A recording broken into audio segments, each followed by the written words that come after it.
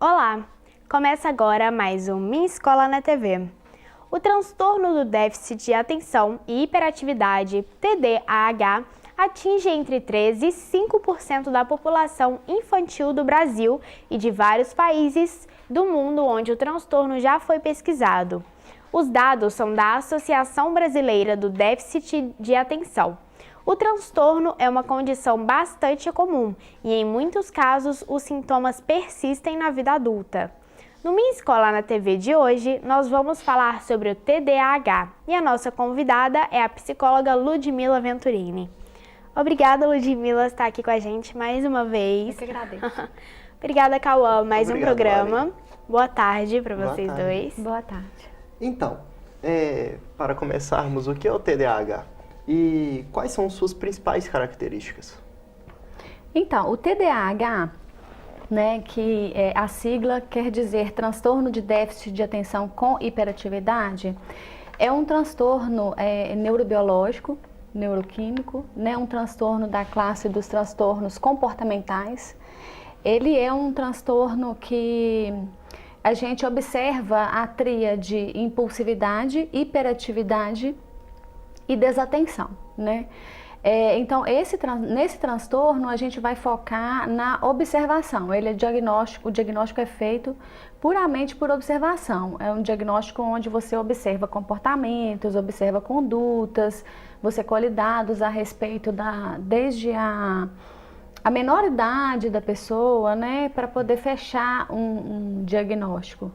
Então, esse transtorno ele é caracterizado principalmente por essas três características, né? De desatenção, hiperatividade e impulsividade. Qual que era a outra pergunta mesmo? Era praticamente isso. Quais são as principais características? Mas tem alguma característica que mais chama atenção? Alguma que é mais agravante, que você fala, esse menino não para quieto, esse menino não presta atenção? Tem alguma que chama mais atenção? Na verdade, existe uma classificação para transtorno de déficit de atenção com hiperatividade, né? E dentro dessa classificação são três subtipos, né? Vamos dizer assim. São três tipos, desculpa. Existe a forma predominantemente desatenta, a forma predominantemente hiperativa e impulsiva e a forma combinada, que é uma forma mista, no qual vão estar presentes tanto sintomas de hiperatividade e impulsividade, como sintomas de desatenção.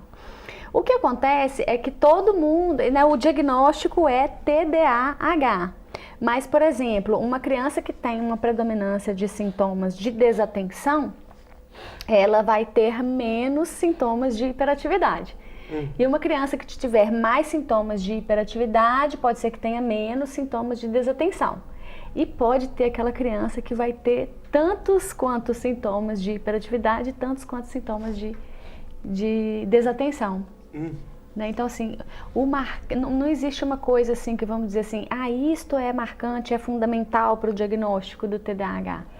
Né? Porque a gente precisa observar muito bem se é uma criança com predominância de desatenção, de hiperatividade e impulsividade, ou se está combinando as duas coisas.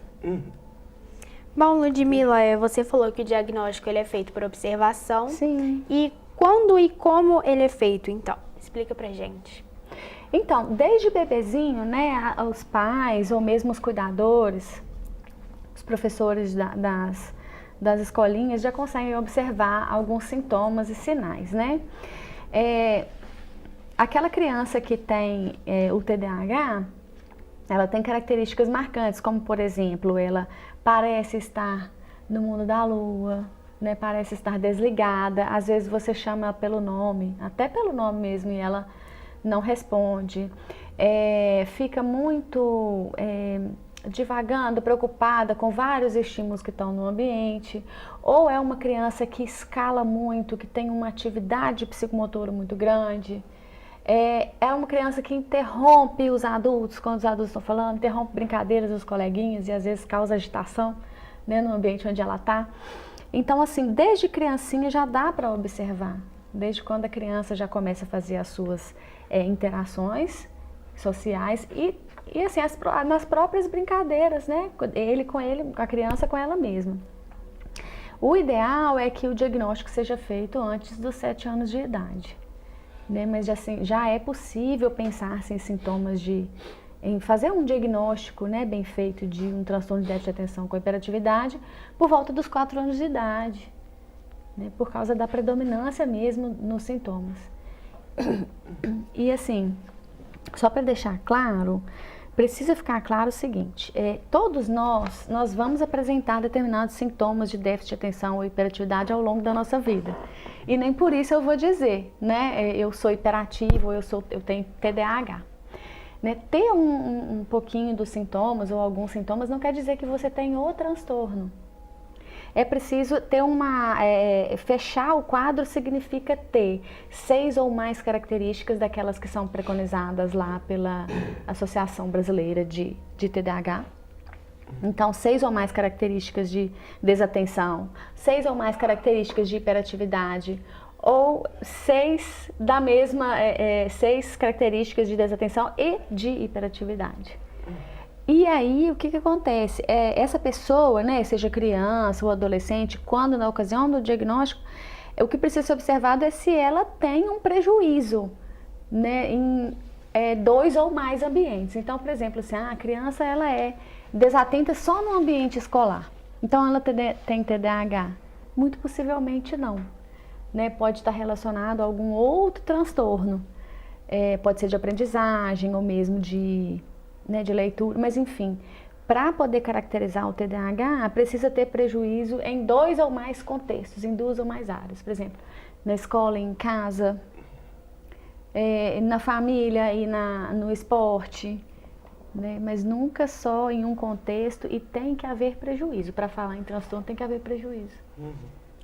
E esses sintomas, eles podem aparecer também na vida adulta? Espera-se que crianças que têm TDAH, né, vão diminuir os seus sintomas ao longo da vida dela, né? Então, por exemplo, vai entrando na adolescência, a tendência é diminuir os sintomas de hiperatividade, mas não os de desatenção. Mas aí o que acontece? Ela vai carregar aquele transtorno para a vida adulta, né? A gente tem que pensar na lógica do transtorno. Então, por exemplo, se eu adquirir um transtorno de uma hipertensão arterial, por exemplo, aos 7 anos de idade, né? Aquela hipertensão arterial, ela vai evoluir comigo até a fase adulta, né? Com medicamento, com tratamento, mas ela não vai deixar de existir. Eu vou ter uma propensão a ter aquela condição clínica, aquela condição médica, até na vida adulta. Assim também é com TDAH. Não tem como ter hipertensão arterial, por exemplo, só na infância, ou só na adolescência, ou só quando a pessoa é adulta, né? Ela vai, aquele transtorno vai progredindo, mas assim, progredir não quer dizer que vai piorar. Quer dizer que ele vai cursando ao longo da vida. Pode cursar com melhora, pode cursar com piora, mas depende do tratamento. Mas existe a maioria das pessoas das crianças que são diagnosticadas com TDAH, na adolescência, os sintomas estão presentes e na fase adulta também. Tem algum tipo de nível, vamos falar assim, tem pessoas que têm uma TDAH mais fraca ou algumas até mais forte? Tem diferença de tipo de graduação? O que existe em termos de classificação de TDAH, igual eu falei para vocês, né?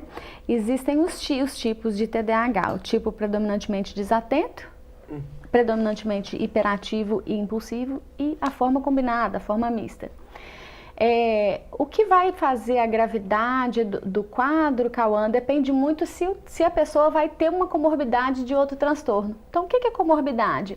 É existir algum outro transtorno associado, né, cursando junto com o TDAH. Então, por exemplo, se a criança é diagnosticada com TDAH por volta dos 5 anos, e aí descobre-se posteriormente que tem também, além do TDAH, um transtorno positivo desafiador, que é o que a gente chama de TOD, né? Classificação é a sigla TOD.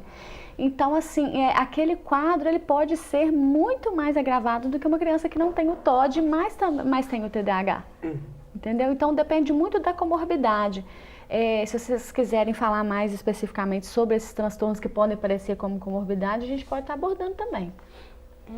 Porque são bastantes e infelizmente são complicadores. Então eles são mais ou menos um produto do TDAH ou um incremento? Vamos dizer que a criança com TDAH, ela está mais vulnerabilizada a apresentar um outro tipo de transtorno de comportamento ou um transtorno de aprendizagem. Ela está vulnerabilizada porque existe, né, no TDAH uma dificuldade real de processamento de informações. Existe uma dificuldade real de transporte de substâncias neuroquímicas, dopamina e noradrenalina. Então, se a gente falar que a pessoa com TDAH não está mais vulnerável, não é verdade. Ela está mais vulnerável a desenvolver, né, outros tipos de transtorno de comportamento. Pode ser, por exemplo, um transtorno de conduta, ou um TOD, né, que é o transtorno positivo desafiador, uma dislexia, descalculia, desortografia, transtornos de linguagem. Ótimo. Obrigada. Obrigado. E agora nós vamos para um breve intervalo, daqui a pouquinho a gente volta.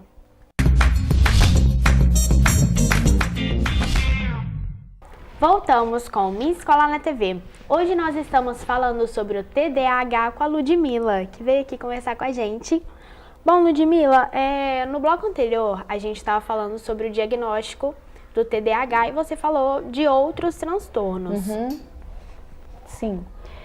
Você gostaria que descrevesse um pouquinho de cada um deles, sim. né? Então, pessoas que têm o diagnóstico de TDAH, crianças que têm o diagnóstico fechado, tem mais probabilidade, mais vulnerabilidade a ter outros diagnósticos também comportamentais ou relacionados à aprendizagem ou mesmo de humor. Então, o que isso quer dizer? As pessoas com TDAH, elas podem desenvolver os transtornos de comportamento disruptivo, que são o transtorno de conduta e o transtorno positivo desafiador. Tá? A diferença entre eles é marcante, porque no transtorno de conduta, a criança começa a apresentar atos bastante sem crítica mesmo da realidade. Então, por exemplo, maltrata animais, depreda patrimônios, né, públicos, ou mesmo destrói coisas de terceiros e até dentro de casa. Já no transtorno positivo desafiador, a criança ela tem muita dificuldade, uma severa dificuldade em se organizar conforme regras, mas isso não é fruto de uma educação que não planejou isso na vida dela. Vai além disso, é um transtorno realmente severo no qual a pessoa tem dificuldade de planejamento e de organização mental, cerebral, para poder cumprir regras e tarefas, e aí ela se torna extremamente opositora e desafiadora, de maneira que o ambiente fica bem manipulado por ela, tá?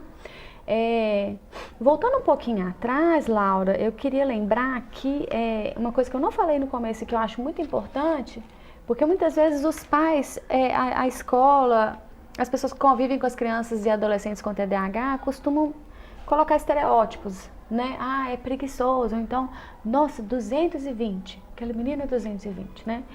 Mas isso não é legal, porque talvez não tenham tanto conhecimento a respeito do que é o transtorno, né? Uma vez realizado um diagnóstico de TDAH e não existe um exame clínico, nem um exame de imagem que possa fazer esse diagnóstico, então, por exemplo, não existe um exame de sangue que ateste uma diferença entre crianças típicas e crianças com TDAH. Não existe um exame de neuroimagem, uma ressonância, uma tomografia que mostre que tem alguma parte do cérebro que tem uma diferença com relação à pessoa que não tem TDAH. Tá? Então, quer dizer, uma vez que foi diagnosticado por observação, né, e o diagnóstico precisa ser multiprofissional também, aí vai se fazer estudos com essas pessoas que já estão classificadas como TDAH. Diagnosticadas, né? Então, com essas pessoas que estão dentro das características do TDAH, então fazem estudos, e fizeram estudos e perceberam que o córtex pré-frontal das pessoas que têm TDAH, eles têm um desequilíbrio neuroquímico. Né? O que isso significa? Significa que a quantidade de dopamina e noradrenalina que circula nessa área das pessoas que têm TDAH é reduzida. Né? Então existe ali, né, essa área, ela é muito responsável pelo planejamento de ações, pelo controle da impulsividade, pela organização, pela atenção, concentração. Né? E também é uma área, né, o córtex frontal é bem importante com relação às emoções. Então, assim, por isso que a gente não pode taxar como uma pessoa preguiçosa ou uma pessoa, nossa, esse menino é hiperativo, ele é mandão. Não, realmente é uma dificuldade real. Né? A pessoa não sabe realmente lidar com aquilo ali e aí as terapias, todo o tratamento vai girar em torno disso, das potencialidades que a gente pode ajudar aquela pessoa a desenvolver, tá? Voltando a falar dos transtornos, né? Então eu falei dos transtornos do comportamento. Uhum. A pessoa também pode desenvolver transtornos de ansiedade, tá? Então, por exemplo, transtornos de pânico, transtorno de ansiedade generalizada, porque geralmente as pessoas que têm hiperatividade podem ser mais ansiosas. A criança ou adolescente ou adulto pode desenvolver um transtorno depressivo e recorrente, né? As pessoas que têm TDAH, elas correm mais risco de se envolver na dependência química de álcool e outras drogas. E assim, é uma porcentagem assustadora, de 30% a 50% das pessoas que têm o diagnóstico de TDAH fechado estão propensas a desenvolver dependência química de álcool e outras drogas. Esse dado é muito preocupante. Uma criança com TDAH pode ter alguns outros transtornos relacionados e aí a gente precisa ficar muito atento na hora do diagnóstico. Então, por exemplo, às vezes a pessoa tem uma dificuldade muito grande de leitura, de escrita, de cálculo e aquilo não é em decorrência do TDAH. É como você falou, né, Ludmila, é um produto? Não, pode não ser em decorrência, pode ser que ela tenha um transtorno de aprendizagem associado. E precisa observar muito também a parte comportamental, em que sentido? Né, aquela pessoa interage, ela tem maneirismos, né, ela consegue fazer vínculo social. Nós estamos confundindo um autismo com um TDAH grave, né, então precisa ter muito cuidado na hora de fazer um diagnóstico, porque pode ser um transtorno isolado, confundido com sintomas de TDAH e pode ser um TDAH com comorbidades, ou seja, existindo junto, aliás, outro transtorno existindo junto com o TDAH. E se o diagnóstico não for feito, esses outros transtornos, eles podem se agravar depois de um tempo? Você fala o diagnóstico da comorbidade, Laura? Quando a criança tem um TDAH, tem algum transtorno e não for feito o diagnóstico, nem for feito algum tratamento, isso pode se agravar?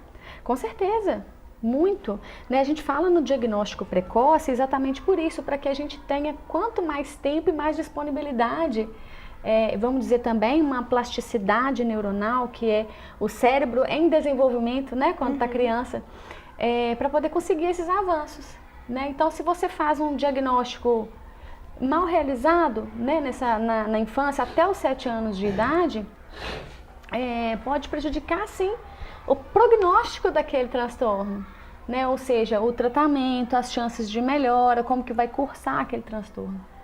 E é importante tratar o TDAH e o transtorno que existe em comorbidade. Eu vi uma entrevista uma vez que foi com um adulto que tinha TDAH. Ele parecia mais uma... Eu, quando era criança, que eu tenho também TDAH, quando eu era criança, que era todo agitado, ele era igualzinho até hoje em dia. Igual você falou, a tendência é ir perdendo hiperatividade e recebendo mais falta de atenção, coisas do tipo. Pode acontecer isso mesmo, de continuar igual criança quanto adulto? Pode sim, Cauã. Especialmente se não for realizado o tratamento de maneira correta. O diagnóstico, o tratamento, né? Então a pessoa pode progredir, né? O transtorno pode cursar com pior ao longo da vida. Especialmente se ela tiver uma comorbidade. Né? E existe alguma diferença do TDAH em meninos e em meninas? Ou se um é mais afetado que o outro? Então, quando a gente fala em TDAH, tipo combinado ou misto, né, na literatura de forma geral, nas pesquisas feitas pela a Associação Brasileira e a Associação Americana de TDAH também, no que tange a forma combinada, não existe uma diferença de porcentagem entre a incidência em meninos e meninas. Porém, sabe-se que a forma desatenta da hiperatividade, do TDAH, é predominante em meninas. E é o tipo que a gente precisa ter mais atenção, exatamente no tipo desatento.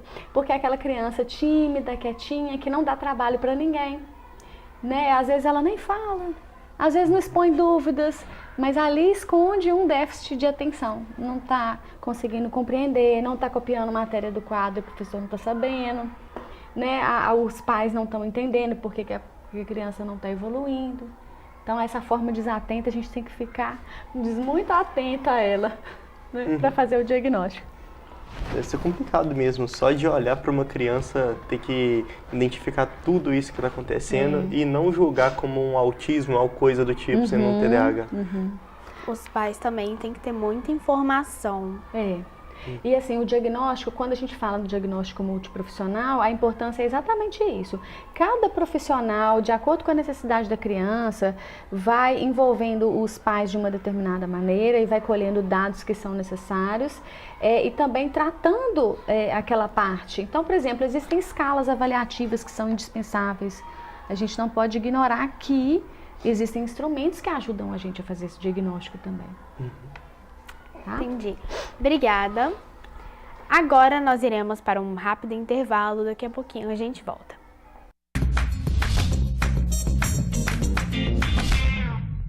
Voltamos com Minha Escola na TV.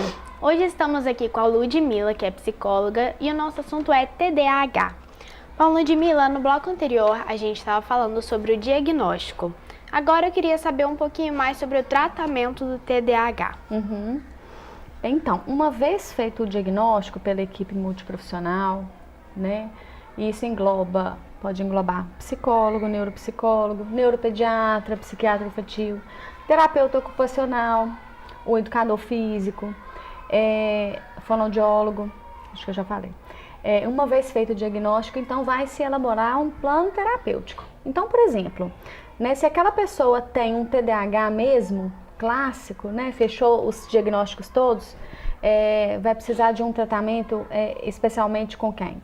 Com médico, neuropediatra, com psicólogo para ajudar na regulação emocional, na organização dos comportamentos, né? Se a pessoa tem uma dificuldade na fala, porque pode ser que o hiperativo fale muito rápido, tem um pensamento muito rápido e fala muito rápido, pode-se recorrer ao fonoaudiólogo. De repente tem dificuldade de organização de tarefas no dia a dia, dificuldade em funções executivas, então entra terapia ocupacional. Precisa praticar atividade física, aí vai o educador físico, né? Então, dependendo da gravidade, das características e também dos transtornos em comorbidade, o tratamento ele vai ser de um jeito. Não existe um tratamento único para quem tem TDAH. A gente sabe o seguinte, Laura, e é importante ressaltar, que o tratamento medicamentoso ele é importantíssimo. Né? Existe um mito ainda em cima do tratamento medicamentoso do TDAH, e outros transtornos, né, que acontecem na infância e adolescência. Mas é necessário na maioria dos casos, porque, como eu falei antes, é uma dificuldade real, é uma dificuldade neurobiológica. E é difícil para eles, né? Assim, os transtornos que eles passam são muitos, especialmente na idade escolar. E esses medicamentos são para quais situações? Então, existem várias escolhas de medicamento, né? Assim, eu vou falar de forma mais abrangente, porque como eu não sou médica, né? Então eu não posso ficar entrando muito em detalhes, mas vou falar assim da prática. O que a gente tem observado é que o medicamento mais utilizado para o tratamento do TDAH em si é o metilfenidato. É o que se chama, é o que todo mundo chama de Ritalina, né? Então, assim, a Ritalina comum, ela tem uma vida, uma meia-vida curta. O que isso quer dizer? Ela tem um período de tempo de atividade no organismo curto, então de 3 a 5 horas. Então, se a criança estudar à tarde, geralmente o medicamento é dado após o almoço para ela poder ir para a escola à tarde e aproveitar aquele tempo com maior de atenção máximo de atenção e concentração que ela puder. Se estuda de manhã, o medicamento é dado de manhã, né? E tem outras opções de medicamento também. Então, por exemplo, se deseja um tempo maior de concentração e atenção daquela criança, pode ser inserido uma Ritalina LA, que tem um tempo maior, até 8 horas de duração. E tem outros medicamentos também, que são psicoestimulantes, que são da classe da Ritalina, a gente chama de psicoestimulantes, porque eles aumentam a estimulação eles aumentam a atividade de noradrenalina e dopamina nessa região do córtex pré-frontal. Então aí existe outros, né? Existe o Concerta, o Venvanse, que eu tô lembrando agora o nome, assim, de psicoestimulante é esse mesmo. E alguns outros medicamentos que podem ser usados associados. Então, por exemplo, se a criança desenvolve sintomas depressivos, aí o médico pode entrar com um antidepressivo para ajudar. Né? Se desenvolve uns sintomas de ansiedade, talvez um outro medicamento possa ajudar. Né? Um TOD, um transtorno de conduta, enfim. O médico, o profissional vai fazendo a adequação da medicação, né? Conforme os sintomas da criança e conforme ela for evoluindo com melhora. Entendi. E como a escola pode influenciar no diagnóstico de TDAH, tipo, ver que a criança tem, de fato, TDAH e pedir para os pais encaminharem ela para um psicólogo, um psiquiatra? Se já era possível observar sintomas de TDAH em casa antes do início da alfabetização, né, da escolarização, imagine dentro de uma sala de aula, onde o modelo brasileiro de educação é preferível que a criança fique sentadinha, prestando atenção, lendo o quadro negro, né? Então, para quem tem TDAH, essa dificuldade é imensa, né? É imensa mesmo. A pessoa com TDAH, o centro de regulação de comportamento dela está em deficiência, está em disfunção, então ela não consegue ficar parada.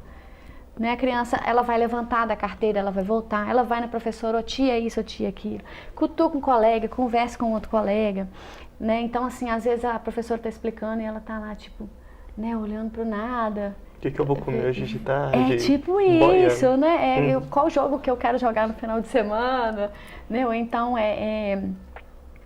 pensando em outras, diversas coisas, e aí vai chamar a atenção daquela criança, daquela adolescente, que tá prestando atenção em nada. Então a escola observa esses principais sintomas de desatenção, hiperatividade e impulsividade, porque também a característica de impulsividade ela é muito marcante. Então, por exemplo, a criança com impulsividade, ela não avalia muito bem as consequências do que faz, então provoca o coleguinha, se infiltra em brigas ou provoca brigas, né? Então não tem só esses sintomas de desatenção e hiperatividade também não, tem a impulsividade.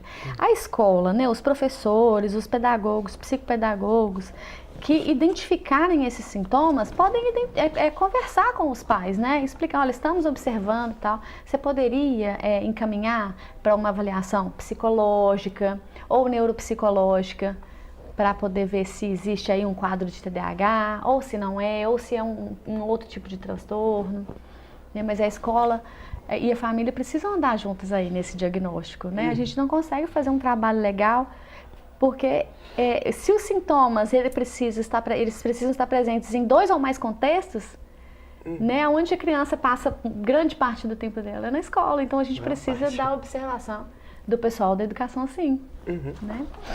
Então é fundamental que os pais, os professores, eles tenham bastante paciência com essas crianças. A tolerância é indispensável, Laura, especialmente porque o meio ambiente, né, influencia diretamente no prognóstico daquele transtorno, no prognóstico daquele paciente. A tolerância, ela revela, né, por parte de nós que somos cuidadores, terapeutas, enfim, revela que a pessoa está sendo aceita naquela dificuldade dela, naquela individualidade dela, e não está sendo julgada ou diferenciada, né? Então, assim, a tolerância ela é indispensável, a pessoa tem uma dificuldade real, é como um diabético tem uma deficiência de glicose, né, não processa, a insulina é processada de maneira diferente no corpo dela, assim é para o TDAH. É um transtorno como outro qualquer. E, né, não é porque é um transtorno comportamental que existe diferença de tratamento. Não, existe tratamento. Se existe um tratamento para pessoa que é diabética, que tem uma disfunção de glicose, existe também um tratamento para pessoa que tem TDAH. Ela precisa de psicoestimulantes, ela precisa de terapias. Né? E com a hiperatividade, falando propriamente dita, se tem alguma coisa que influencia em cima disso, igual eu tomo um energético, eu já sou hiperativa, eu explodo, sabe? Aumenta, vamos falar assim, o nível de atividade das pessoas. O que acontece, por si só, a pessoa com hiperatividade, ela já é estimulada, né? Ela mesma já tem aquela estimulação. Existem alguns estudos que revelaram que o psicoestimulante poderia causar um aumento de atividade. Existe, mas não foi comprovado. Né? Não é um dos efeitos colaterais do psicoestimulante causar mais agitação. Pode causar dor de cabeça, pode causar até uma irritabilidade nos primeiros dias. Mas outras substâncias, por exemplo, como café ou energético, testados em TDAH, não tiveram resultado de aumentar a atividade. Não, elas tiveram resultados de aumentar a atividade e a hiperatividade em pessoas que não têm TDAH. Tá? O psicoestimulante ajuda o funcionamento do cérebro TDAH, mas não é o caso de energético e de café. É outra classe de substância, tá? E sobre o tratamento do TDAH, tem alguma coisa que pode atrapalhar o tratamento em si? Sim. A principal causa, vamos dizer assim, do tratamento não ser o apropriado é um diagnóstico tardio, né? Quando não foi diagnosticado no tempo certo. E existem fatores ambientais múltiplos, né, que podem influenciar no tratamento ou na piora, como, por exemplo, o ambiente familiar, a forma como a criança está sendo educada e também o ambiente escolar, tá? Bom, obrigada. E agora a gente vai para um breve intervalo.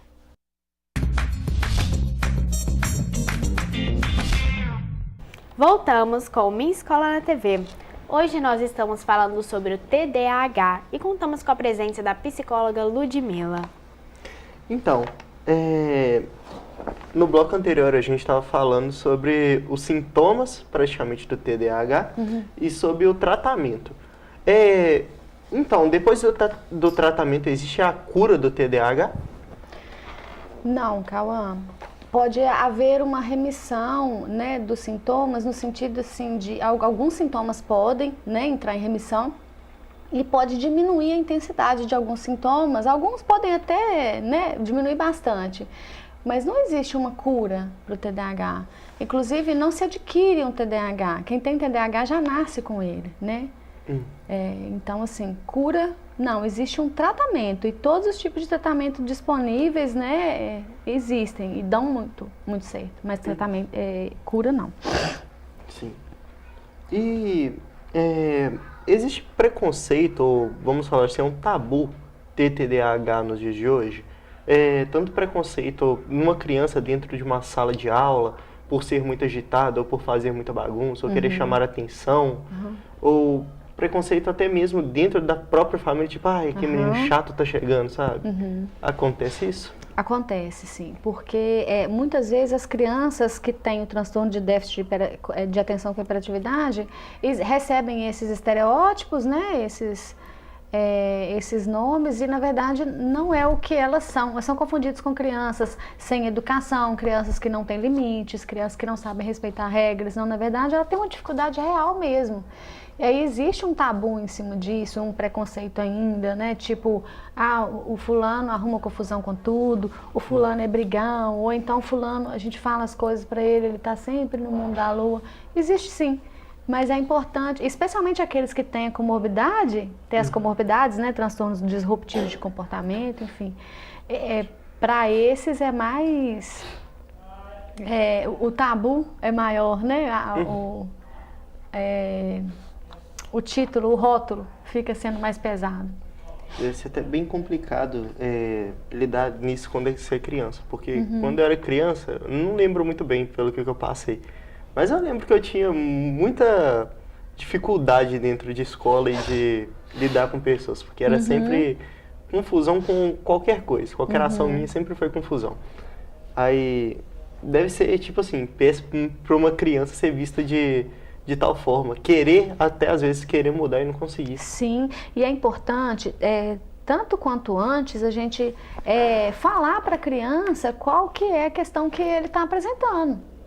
Então, por exemplo, não vou falar com meu filho que ele tem TDAH, ou não vou falar com a escola que tem TDAH, porque senão vão ficar com preconceito com ele. Não, na verdade, é mais fácil dizer da dificuldade e falar para que não haja mesmo um preconceito, uma discriminação, para a criança se sentir acolhida na deficiência dela, nas coisas que ela tem que não estão funcionando legais. Sim. Até para os coleguinhas poderem acolher ele melhor, ou para ele se justificar, né? Me desculpa, eu não consegui me conter, eu fui muito impulsivo, mas eu tenho um TDAH, eu tenho essas limitações, né? Ou me desculpa, eu não pensei muito bem antes de falar, eu não quis causar essa confusão. Né? Mas é importante deixar claro que quando há, sabe? Para sair fora desse ciclo do tabu mesmo. É sempre complicado. E como isso pode prejudicar o diagnóstico e o tratamento do TDAH? O que você fala? Esse tabu, esse preconceito. Ah, sim. Então, na verdade, quando esses preconceitos atrapalham o diagnóstico na medida em que o profissional ele não estiver treinado para fazer aquele diagnóstico, né? Porque uma vez que se tem uma anamnese muito bem feita, no qual os dados da pessoa são colhidos adequadamente, apropriadamente, com eficiência, aplicação de escalas, às vezes até testes para poder facilitar o diagnóstico. Então, assim, os estereótipos, eles não entram muito ali na questão do diagnóstico. O profissional precisa ficar atento aos dados que ele precisa observar, e não no que está vindo de fora como estereótipo ou como tabu, né? Como rótulo, porque nem o rótulo faz bem. Exatamente. Né? E como que os sintomas do TDAH passam como que é a transição da infância para a adolescência e no TDAH? Quando a criança já está medicada com os psicoestimulantes, recebendo os tratamentos apropriados, então ela vai ter mais costume com relação aos próprios sintomas e vamos dizer assim, que o curso do quadro pode ser melhor, pode ser mais adaptativo. Porém, se não houve um tratamento apropriado, se não houve tanta colaboração da família e dos pais também, né, então aí o curso pode ficar disfuncional. Então, por exemplo, a tendência é diminuir os sintomas de hiperatividade na adolescência, mas pode ser que continue os sintomas? Pode. Né? Pode ser que continue os sintomas de desatenção? Pode, claro. E assim, e se não tiver sintoma de hiperatividade, desatenção e impulsividade, não vai ser TDAH mais. Então, assim, a gente sabe que uma vez diagnosticado, aqueles sintomas vão estar presentes na adolescência e também na fase adulta. Verdade. Né? Eles podem diminuir, mas vão estar presentes. E já sabem quais são as causas do TDAH? Então, o diagnóstico do TDAH, a gente fala que a causa é multifatorial. Então, por exemplo, hoje sabe-se que o componente genético é o componente mais forte no TDAH. Então, crianças que têm TDAH têm muita chance dos pais deles, dos avós, dos tios em primeiro grau, terem tido o TDAH. Né? A chance é aumentada, muito aumentada em famílias que já têm um histórico de TDAH. Então, quando a criança tem um irmão mais velho com TDAH, a chance dele ter TDAH é muito maior. Né? Isso é descoberto através de estudos, com gêmeos, em famílias iguais, famílias diferentes, enfim, para poder chegar nesse resultado. E tem o fator genético, é claro que ele vai estar ali presente sempre, em 100% dos casos, tá? Mas também tem o fator ambiental que vai desencadear mais sintomas de atenção, ou de hiperatividade, ou de impulsividade. Então, o ambiente, de toda forma, ele influencia também no desenvolvimento do transtorno ao longo da vida da pessoa. E tem algo que pode agravar o caso de TDAH, fazer com que aumente, mas não sendo alguma coisa, algum fator interno da pessoa, mas algum fator externo? Sim, com certeza. Quando o ambiente familiar e escolar, ou mesmo amigos, colegas, não é tão favorável no sentido de tentar ajudar a pessoa a se adaptar conforme os sintomas dela, né, ou promover, as pessoas tentarem promover a melhora daquele quadro, aí sim a gente vai observar uma piora. Aí a gente vê como que o ambiente é importante no desenvolvimento. Como ele afeta. Exatamente. Tá? Então isso pode sim influenciar numa piora do quadro, vamos dizer assim, um ambiente problemático, um ambiente disfuncional, tá? E vamos falar, tem algum ambiente que é mais visível o caso de TDAH? Igual, que a criança tem mais chance de demonstrar o que é o TDAH dela, ou de ser descoberto o que é o TDAH? Igual, no parquinho com os amigos, dentro de sala de aula, ou numa prova que tem que se concentrar muito? Conforme eu te falei, os sintomas eles precisam ser observados em 2 ou mais contextos. Então, você vai observar numa criança com TDAH sintomas de desatenção e de hiperatividade em muitos ambientes, como também vai observar sintomas de impulsividade em outros ambientes. Então, assim, não tem ambiente... O que acontece, Cauã, é que muitas pessoas falam assim, como é que para jogar um videogame fulaninho tem atenção? Né? Ô, gente, isso é uma coisa lógica. Todos nós temos os nossos centros de prazer no cérebro ativados para as coisas que nos dão mais interesse. Né? Então, por exemplo, para uma criança, por exemplo, que tem TDAH, o videogame, o smartphone pode ser extremamente estimulante, pode ser extremamente agradável e favorável. Né? Porque é um momento de estimulação total, tanto cognitivamente como fisicamente. Completamente diferente de você estar num ambiente de sala de aula no qual você tem que ficar quietinho, olhando para o quadro negro e copiando matéria. Né? O TDAH, a pessoa com TDAH não consegue fazer isso, fica parado. Né? Pois se um dos sintomas é a hiperatividade, é o aumento da atividade, né? É o aumento da desatenção, a falta de capacidade de ficar ali concentradinho. E a concentração e a atenção, elas são as portinhas para memória, né? Então, se não tiver atenção e concentração, não tem memória. Né? Exatamente. Isso foi uma das principais coisas que eu passei minha vida inteira. Incluindo até hoje em dia. Pra jogar videogame não tem preguiça, não, né? Mas são os estereótipos, não fazem bem. Né? Todos nós, a gente fica mais tempo nas atividades que são prazerosas pra gente. Hoje estava falando do sono, guria mesmo, né? Tudo que é mais prazeroso, a gente vai ficar mais tempo naquilo ali. É a nossa maneira de funcionamento, né? Não vai ser diferente com a criança que tem TDAH. É fato que ela tem dificuldade para se organizar, para organizar comportamento, para ter crítica com relação ao próprio comportamento, se o comportamento dela estiver errado ou disfuncional. Vai ter dificuldade para controlar os seus movimentos, né? Para se engajar socialmente, para ter um bom desempenho acadêmico e educacional. Vai existir essa diferença, porque a gente está falando de uma deficiência real, uma dificuldade real. Sempre uma hora vai, outra hora volta, tem hora que piora, mas sempre uma hora ou outra com o tratamento dá certo. O tratamento ajuda, muito. Bom, Ludmila, queria te agradecer por estar aqui com a gente mais uma vez. Imagina as ordens. Obrigado. De nada. Obrigada, Cauã, mais um programa. Obrigado, Laurinha. Eu que agradeço.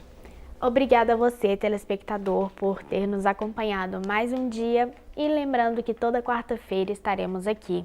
Um beijo e semana que vem tem mais.